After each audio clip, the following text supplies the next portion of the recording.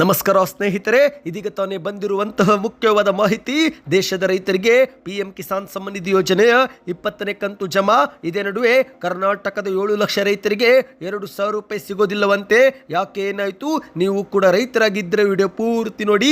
Video ಶುರು ಮಾಡೋಕ್ಕಿಂತ ಮೊದಲು ನೀವು ನಮ್ಮ ಚಾನಲ್ಗೆ ಮೊದಲು ಬಾರಿ ಭೇಟಿ ಕೊಡ್ತಾ ಇದ್ರೆ ದಯವಿಟ್ಟು ಸಬ್ಸ್ಕ್ರೈಬ್ ಆಗಿ, ಪಕ್ಕದಲ್ಲಿ ಒಂದು ಗಂಟೆ ಕಾಣಿಸುತ್ತೆ, ಅದು ಕೂಡ ಒತ್ತಿದ್ರೆ ರಾಜ್ಯದ ಮುಖ್ಯವಾದ ಸುದ್ದಿಗಳು ನಿಮಗೆ ಸಿಗುತ್ತವೆ. ವಿಡಿಯೋಗೆ ಲೈಕ್ ಮಾಡಿ ಮತ್ತು ವಿಡಿಯೋ ಪೂರ್ತಿಯಾಗಿ ನೋಡಿ.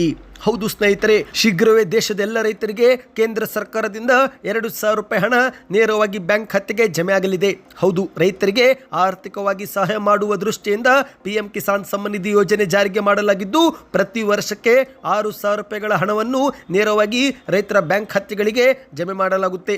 ಇಲ್ಲಿಯವರೆಗೆ 19 ಕಂತು ಜಮೆ ಮಾಡಿರುವ ಸರ್ಕಾರ ಇದೀಗ 20ನೇ ಕಂತು ಜಮೆ ಮಾಡಲಿದೆ. ಮಾಹಿತಿಯ ಪ್ರಕಾರ ಜುಲೈ ತಿಂಗಳ ಮೊದಲ ಅಥವಾ 2ನೇ ವಾರದಲ್ಲಿ 20ನೇ ಕಂತು ಜಮೆ ಆಗುವ ಸಾಧ್ಯತೆ ಇದೆ. ಹೌದು, ಕೇಂದ್ರ ಸರ್ಕಾರದಿಂದ ಅಧಿಕೃತವಾದ ದಿನಾಂಕ ಇದುವರೆಗೆ ಬಿಡುಗಡೆ ಮಾಡಿಲ್ಲ.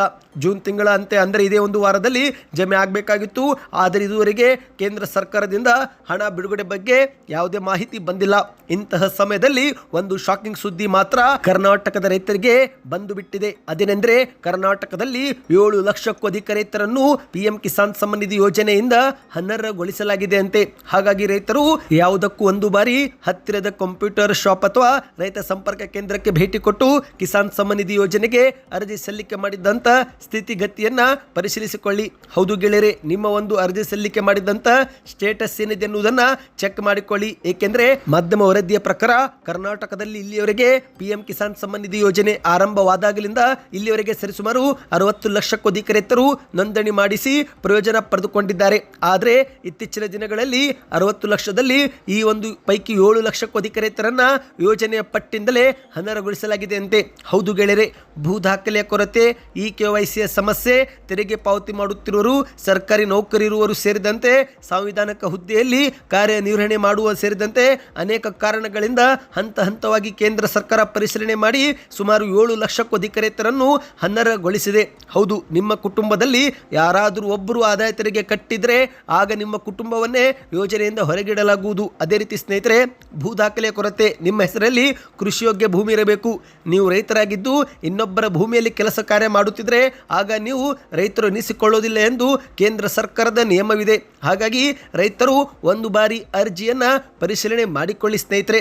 ಶೀಘ್ರವೇ 20ನೇ ಕಂತು ಜಮೆ ಆಗಲಿದೆ. ಹಾಗಾಗಿ ಈ ಒಂದು ಹಣ ಬಿಡುಗಡೆ ಆಗುವಕ್ಕಿಂತ ಮುಂಚೆನೆ ನಿಮ್ಮ ಒಂದು ಸಮಸ್ಯೆಗಳನ್ನು ಸರಿಪಡಿಸಿಕೊಳ್ಳಿ. ಮುಖ್ಯವಾಗಿ ಆನ್ಲೈನ್ ಮೂಲಕ ಅಂದರೆ ಪಿಎಂ ಕಿಸಾನ್ ವೆಬ್ಸೈಟ್ಗೆ ಭೇಟಿ ಕೊಟ್ಟು ಒಂದು ಬಾರಿ KYC ಪ್ರಕ್ರಿಯೆ ಮತ್ತು ಬ್ಯಾಂಕ್ ಶಾಖೆಗೆ ಭೇಟಿ ಕೊಟ್ಟು ಆಧಾರ್ ಕಾರ್ಡ್ ಲಿಂಕ್ ಮತ್ತು ಇತರೆ ಕಂಪ್ಯೂಟರ್ ಶಾಪ್ಗೆ ಅಥವಾ ರೈತ ಸಂಪರ್ಕ ಕೇಂದ್ರಕ್ಕೆ ಭೇಟಿ ಕೊಟ್ಟು ನಿಮ್ಮ ಒಂದು ಅರ್ಜಿಯ ಸ್ಥಿತಿಗತಿಯನ್ನು ಪರಿಶೀಲಿಸಿಕೊಳ್ಳಿ ಸ್ನೇಹಿತರೆ.